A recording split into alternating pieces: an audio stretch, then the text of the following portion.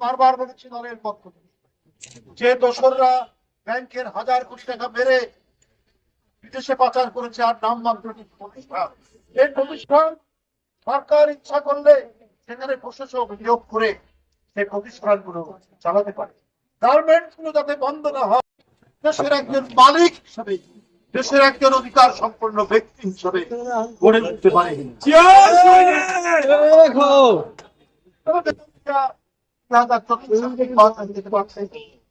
2018 সালে আমরা যখন অনেক লোক দাবি করলো যে বিএনপি নির্বাচনে যাওয়া উচিত, শেখ হাসিনার অধীনেও গেল এবং গোটা বিশ্ব দেখলো যে শেখ হাসিনার নির্বাচন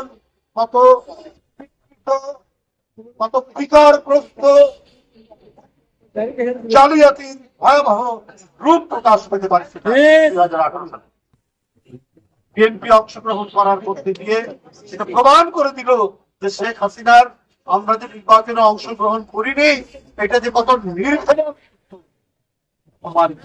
তাই 2024 সালে কারণ আমরা বৃহত্তর আদর্শের জন্য লড়াই করছি, আমরা মানবিক সাম্যের জন্য, ন্যায় বিচারের জন্য লড়াই করছি, আমরা আইনের শাসনের জন্য লড়াই করছি।